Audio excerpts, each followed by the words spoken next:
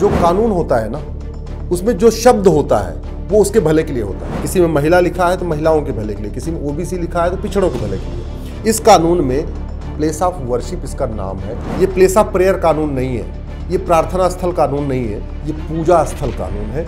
और मंदिर को पूजा स्थल कहते हैं, मस्जिद और चर्च को प्रार्थना स्थल कहते हैं। इस कानून की व्याख्या आप मंदिर के पक्ष में करिए, न कि मस्जिद के पक्ष में। जो सुप्रीम कोर्ट के सामने ही उस कानून की धज्जियां उड़ रही हैं। Bar council of India rule कहता है कि कोई सैलरीड आदमी वकालत नहीं कर सकता। वहीं दूसरी तरफ सुप्रीम कोर्ट के सामने जब संसद चल रही है और सांसद आके वकालत कर रहे हैं, जिनको वेतन भत्ता गाड़ी बंगला कानून बनाने के लिए मिलता है, न कि सुप्रीम कोर्ट में आके लड़ने के लिए।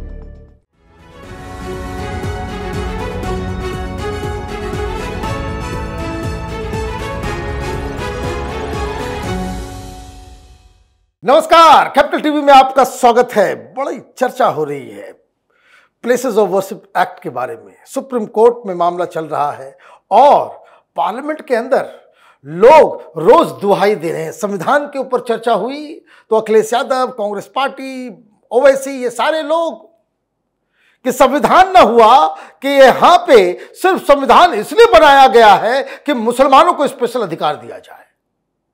यह ऐसा प्रतीत हो रहा है इस पूरे डिस्कशन से। लेकिन आज हम चर्चा करेंगे प्लेसेस ऑफ वर्शिप एक्ट, जो सुप्रीम कोर्ट में जाकर के लटक गया है। हमारे साथ देश के पीआईएल मैन अश्विनी उपाध्याय जी हैं, जिन्होंने सबसे पहले इस ड्रैकोनियन कानून को, एंटी हिंदू कानून को, एंटी सनातनी कानून को चैलेंज किया था सुप्रीम कोर्ट में। आपका बहुत बहुत स्वागत। धन्यवाद, बहुत बहुत धन्यवाद। अभी सबसे पहले ये बताइए कि सुप्रीम कोर्ट में फिलहाल अभी क्या पोजीशन है, क्या चल रहा है? अभी सुप्रीम कोर्ट ने जो पूरे देश में 18 स्थानों पे सर्वे हो चुका था, उसके लिए कहा है कि सर्वे की कार्रवाई अब आगे ना हो। सर्वे आप जांच रख लीजिए, लेकिन उस पर कोई ऑर्डर मत पास करिए। सुप्रीम कोर्ट ने यह भी कहा है कि न किसी नए स्थान पर भी सर्वे नहीं होगा, किसी नए स्थान पर मुकदमा नहीं चलेगा अगली तारीख यानी 17 फरवरी तक। हमने 2020 में चैलेंज किया और सरकार से भी कहा है कि 4 सप्ताह का समय है। आप सरकार से तो 2020 में हमने पीएल फाइल किया था, उसके बाद नोटिस किया था, उसके बाद 3-4 बार कह चुका है कि आप जवाब दाखिल करो। इस बार बोला है कि आप फाइनली आप जवाब दाखिल करो और फिर हम इसकी 17 फरवरी को सुनवाई करेंगे। राइट। 2020 के पहले तक मनीष जी, ये हमारे जो मंदिरों के मुकदमे आगे चल नहीं रहे थे, सब ठंडे बस्ते में पड़े हुए थे। और वो क्यों पड़े हुए थे? क्योंकि इस कानून का इंटरप्रिटेशन गलत तरीके से हो रहा था। जो डिस्ट्रिक्ट कोर्ट है उस पर आगे बढ़ नहीं रही थी, तो इसलिए हमने इसको चैलेंज किया। तो जो सबसे बड़ा ये दीवार बनी हुई थी हमारे मठ मंदिरों के बीच में हमको रिस्टोर करने में, वही क्वेश्चन में आ गया। हाँ, वही क्वेश्चन में आ गया। वो जब वो क्वेश्चन में आ गया, फिर डिस्ट्रिक्ट कोर्ट के जजों की हिम्मत पड़ गई और फिर उन्होंने आगे सर्वे का ऑर्डर करना शुरू कर दिया। देखिए, पहली बात तो आप समझिए, जो कानून होता है ना, उसमें जो शब्द होता है वो उसके भले के लिए होता है। अगर किसी में SC/ST एक्ट, SC/ST लिखा हुआ है यानी वो दलितों के भले के लिए कानून है। किसी में महिला लिखा है तो महिलाओं के भले के लिए, किसी में ओबीसी लिखा है तो पिछड़ों के भले के लिए। इस कानून में प्लेस ऑफ वर्शिप इसका नाम है, यानी प्लेस ऑफ वर्शिप के हित में है। मैं ये माननीय जजों को समझा रहा हूँ। ये प्लेस ऑफ प्रेयर कानून नहीं है, ये प्रार्थना स्थल कानून नहीं है, ये पूजा स्थल कानून है। और मंदिर को पूजा स्थल कहते हैं, मस्जिद और चर्च को प्रार्थना स्थल कहते हैं। इसलिए मैं सभी माननीय जजों से कह रहा हूं, सभी सांसदों से, मंत्रियों से कह रहा हूं, इस कानून की व्याख्या आप मंदिर के पक्ष में करिए, न कि मस्जिद के पक्ष में करिए, क्योंकि प्लेस ऑफ प्रेयर कानून नहीं है, प्लेस ऑफ वर्शिप एक्ट है। दूसरा, ये कानून हमारे कोर्ट का दरवाजा बंद कर देता है, जो कि भारत के संविधान का बेसिक स्ट्रक्चर है। कोर्ट में जाना है हमारा फंडामेंटल राइट। अगर कोर्ट का दरवाजा बंद होगा तो लोकतंत्र खत्म हो जाएगा, भीड़तंत्र हावी हो जाएगा। अगर आप हिंदुओं को कोर्ट नहीं जाने देंगे तो हिंदुओं के लिए मजबूरी में एक ही रास्ता है कि वो भी लाठी लेके पहुंचे और अपने मंदिरों को मुक्त करें। ये तो आप समझिए इन मास हिंदुओं के फंडामेंटल राइट को रोकने वाला कानून है। बिल्कुल बिल्कुल। ये कानून रिलीजियस कैरेक्टर की बात करता है। ये कहता है कि रिलीजियस कैरेक्टर कंटिन्यू रहेगा, उसमें कोई बदलाव नहीं आएगा। हम भी कहते हैं यही होना चाहिए, हम भी यही कह रहे हैं होना चाहिए, रिलीजियस कैरेक्टर बदलना नहीं चाहिए। अब जरा समझिए आप, इस समय मैं काले कोट में हूं तो मैं वकील जैसा दिख रहा हूं। मैं अगर सफेद कोट पहन लूं तो डॉक्टर हो जाएंगे, खाकी पहन लूं तो इंस्पेक्टर। लेकिन मेरा कैरेक्टर क्या है, वो क्या करना पड़ेगा आपको? मेरा सर्वे करना पड़ेगा, मेरी जांच करनी पड़ेगी। तो आपकी पढ़ाई क्या है, ट्रेनिंग क्या है, क्या काम कर रहे हैं, क्या काम करते हैं? कपड़े से आप निर्धारित नहीं कर सकते कि मैं डॉक्टर हूं, वकील हूं, इंजीनियर हूं, साइंटिस्ट हूं, क्या हूं। मैं तिलक लगा लूं, टोपी पहन लूं, तिलक लगा लिया तो हिंदू हो गया, टोपी पहन लिया तो मुस्लिम, साफा पहन लिया तो सिख, और क्रॉस पहन लिया तो क्रिश्चियन। लेकिन मेरा कैरेक्टर क्या है ये जानने के लिए आपको सर्वे करना पड़ेगा। मैं माननीय सुप्रीम कोर्ट के जजों को अब यही तक समझा रहा हूं कि रिलीजियस कैरेक्टर आपको देख के नहीं पता चलेगा, रिलीजियस कैरेक्टर के लिए आपको जांच करना पड़ेगा। और जब इसके पहले भी स्टे का एप्लीकेशन आया था, जब चंचूड़ साहब के सामने आया था, हम लोगों ने यही दलील दिया था और उस दलील को चंचूड़ साहब ने एक्सेप्ट किया कि बिल्कुल सही बात है, चूंकि ये कानून रिलीजियस कैरेक्टर की बात करता है। सारे लोग तो चंचूड़ साहब को ही गालियां दे रहे हैं। मैं कहता हूं दिक्कत ये है, लॉबी का काम है। ये कानून अपने आप में सेल्फ कॉन्ट्राडिक्टरी, मैं आपको आगे बता रहा हूं। पहली बात तो ये प्लेस ऑफ वर्शिप एक्ट है, यानी मंदिरों के हित के लिए कानून है। दूसरा, रिलीजियस कैरेक्टर की बात कर रहा है, तो कैरेक्टर बिना सर्वे के पता नहीं चलेगा।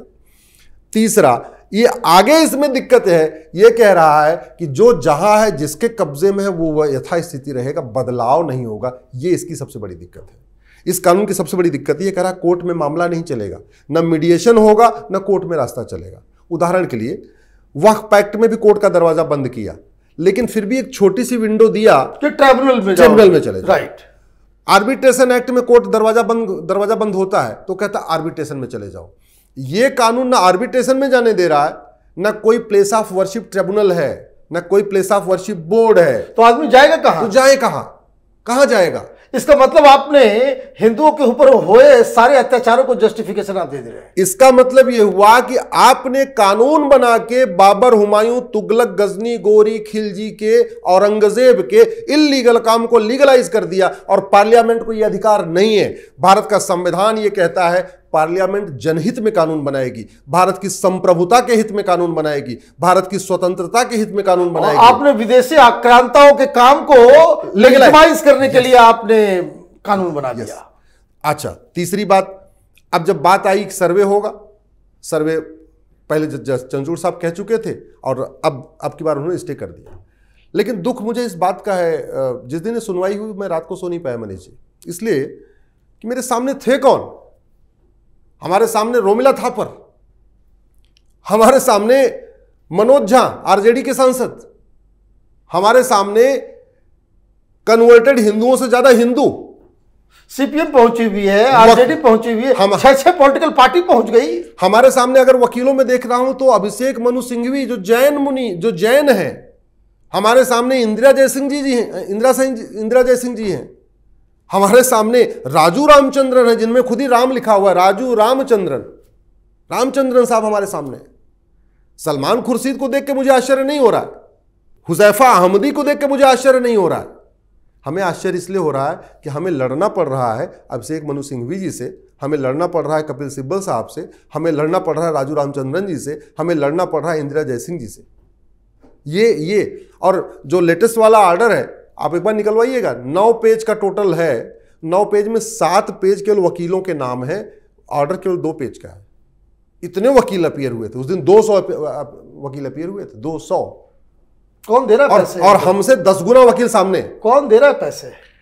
कौन दे रहा है, कौन नहीं मुफ्त दे रहा में तो नहीं कर रहे हो? बड़ा मुश्किल है, मुझे नहीं लगता कोई मुफ्त में लड़ रहा है, मुझे नहीं लगता।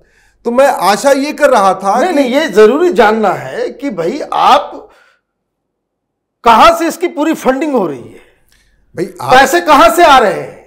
फंडिंग के अलावा एक दूसरा विषय है मनीष जी, जो सुप्रीम कोर्ट के सामने ही उस कानून की धज्जियां उड़ रही हैं।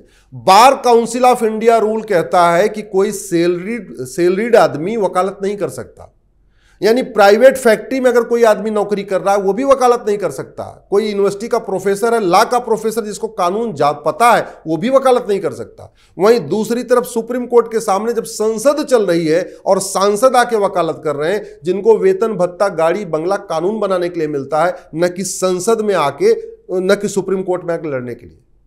ये सुप्रीम कोर्ट के सामने ये कानून की धज्जियां उड़ रही हैं और सुप्रीम कोर्ट नहीं देख रहा है उसको। मैं पहले भी कई बार इसको रेज कर चुका हूं। आप मुझे बताइए, वेतन सांसदों को वेतन भत्ता, गाड़ी बंगला, फ्री रेल टिकट मिलता किस लिए? सुप्रीम कोर्ट में वकालत करने के लिए, प्राइवेट केस लेने के लिए नहीं। और दूसरा, सांसद शपथ क्या लेते हैं? मैं भारत की संप्रभुता को मजबूत करूंगा, मैं एकता अखंडता की मजबूत करूंगा, मैं भारत के गौरव को बहाल करूंगा। ये गौरव को बहाल कर रहे हैं। बाबर, हुमायूं, तुगलक, गजनी, गोरी के पक्ष में खड़े होकर सुप्रीम कोर्ट में ये भारत का गौरव बहाल कर रहे हैं।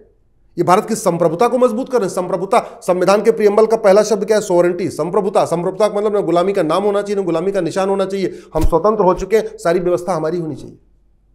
तो दुख इस बात का है, हमें अपने लड़ रहे हैं, अपने धर्म का पालन नहीं कर रहे हैं, न सनातन धर्म का पालन कर रहे हैं, न सांसद धर्म का पालन कर रहे हैं, और आके सुप्रीम कोर्ट में लड़ रहे हैं। और सबसे बड़ा मजाक तो यह है कि जज साहब के पीछे लिखा हुआ होता है धर्मो रक्षते रक्षता।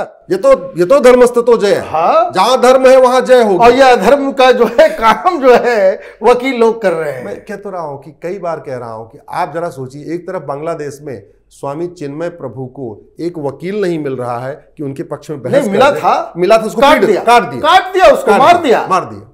और वहीं दूसरी तरफ यहां हिंदुस्तान में 80% हिंदू हैं, इसके बावजूद मैक्सिमम हिंदू ही हमारी पीआईएल का विरोध कर रहे हैं। यह दुख की बात है। अब ये बताइए आगे क्या होगा? देखिए 17 फरवरी की इस पर सुनवाई होगी। मुझे पूरा विश्वास है कि इस कानून की, चूंकि क्वेश्चन ऑफ लॉ वगैरह फ्रेम हो चुका है, सरकार के जवाब का इंतजार है। सुप्रीम कोर्ट ने बाल को फेंक दिया है सरकार के पाले में, और सरकार कहती है कि हम इसमें कुछ बदलाव करना चाहते हैं। फिर मेरा यह मानना है कि सरकार केवल इतना काम कर दे कि जैसे वो वक्फ एक्ट में बदलाव करके उसमें कोर्ट का दरवाजा खोल रही है, वैसे ही इस प्लेस ऑफ वर्शिप एक्ट में बदलाव करके कोर्ट का दरवाजा खोल दे। और नहीं तो जैसे वक्फ एक्ट है वो सारे अधिकार वो प्लेस ऑफ वर्शिप एक्ट में दे दे। एक हमें प्लेस ऑफ वर्शिप बोर्ड बना दे, एक प्लेस ऑफ वर्शिप ट्रिब्यूनल बना दे, एक हमको जो है इसमें जैसे वक्फ एक्ट में सर्वेयर होता है ऐसे सर्वेयर दे दे। वक्फ का सर्वेयर जाके अपनी जमीन ढूंढेगा, हमारा प्लेस ऑफ वर्शिप का सर्वेयर जाके अपने ऐसा ही भी काम कर सकती है, ऐसा ही भी काम कर सकती है, ऐसा ही भी कर सकती है। लेकिन कम से कम कोर्ट का दरवाजा तो ना बंद करे। अगर हिंदू जाएगा कहां से? जिस धर्म की रक्षा के लिए गुरु गोविंद सिंह ने अपना शीश कटा दिया, उसके पास आज कोई दरवाजा नहीं जाने का। उन हिंदुओं के पास कोई रास्ता नहीं। जिस धर्म की रक्षा के लिए हमारे गुरु तेग बहादुर ने, संभाजी महाराज ने, शिवाजी महाराज ने, राणा प्रताप जी ने सब कुछ न्यौछावर कर दिया, अगर हम स्वतंत्र हो गए और फिर भी हम अपने स्थानों को। अच्छा एक बात और आपको बताऊं, न तो मुगलों ने कोई नया शहर बसाया और न तो मुगलों ने कोई नई मस्जिद बनाई। ये प्रोपेगेंडा है इतिहास की किताबों में, ये सबसे बड़ा झूठ है। और उन्होंने मुस्लिम राजाओं ने जो है बहुत सारे मंदिरों को बनवा दिया। नहीं, और उन्होंने जानबूझ के हमारे पौराणिक शहरों का नाम बदला और पौराणिक मंदिरों का गुंबद बदला, हमारी पहचान मिटाने के लिए, हमारे स्वाभिमान को कुचलने के लिए, हमें मतलब जलील करने के लिए। अदरवाइज आप देखो, और उन्नति हो भी यही रहा है। हमारे जितने भी पौराणिक स्थान आज के डेट भारत के नक्शे पे नहीं मिल रहे हैं। गजप्रस गाजियाबाद बन गया, तिलप्रस फरीदाबाद बन गया, सोनप्रस सोनीपत बन गया, पानप्रस पानीपत बन गया, इंद्रप्रस दिल्ली बन गया, जमदग्निपुरम जौनपुर बन गया, विंध्याचल मिर्जापुर बन गया, आपका कीर्तेश्वरी मुर्शिदाबाद बन गया, आपका जो विराट जहां पांडवों ने अज्ञातवास किया था वो होशियारपुर बन गया। तो सारे उन्होंने पौराणिक शहरों का नाम बदल दिया। और ऐसे ही उन्होंने मस्जिद, अयोध्या में का उनको खाली जमीन नहीं थी क्या? नहीं, लेकिन जन्मभूमि के ऊपर बनाना था। क्यों? स्वाभिमान को चलना था। मथुरा में जमीन खाली नहीं थी क्या? नहीं, लेकिन जन्मभूमि के ऊपर बनाना, स्वाभिमान को चलना। चाहे वो भद्रकाली हो, चाहे भोजशाला हो, चाहे अटाला हो, चाहे वो संभल का हरिहर मंदिर हो, उन्होंने जानबूझ के पता किया कि ये बताओ जरा कौन कौन से मंदिर प्रसिद्ध मंदिर हैं, हम उनको तोड़ेंगे। छोटे मोटे मंदिरों को नहीं तोड़ा, गांव देहात के छोटे मंदिरों को नहीं तोड़ा, उन्होंने ऐसे मंदिरों को तोड़ा जहां पे हजारों की संख्या में लोग आते थे, भजन कीर्तन होता था, जो प्रमुख मंदिर थे उनको तोड़ा उन्होंने। आपका बहुत बहुत धन्यवाद। प्लेसेस ऑफ वर्शिप एक्ट के ऊपर आपने डिटेल में बताया कि अब आगे का रास्ता क्या होना चाहिए, और आपने डिस्कशन के दौरान ये भी बता दिया इनडायरेक्टली कि किस तरह से हिंदू वकील जो वहाँ पे हिंदुओं के इंटरेस्ट के खिलाफ खड़े हैं, वो इसलिए भी खड़े हैं क्योंकि जो मुगलों ने हिंदू समाज को दास्ता के अंदर और उनके स्वाभिमान को जो तोड़ा, उसके अवशेष अभी भी हमारे समाज में बचे हुए हैं। आपका बहुत बहुत धन्यवाद। अगर ये वीडियो आपको पसंद आया तो आप इसे लाइक करें, शेयर करें और कैपिटल टीवी को सब्सक्राइब करें। धन्यवाद।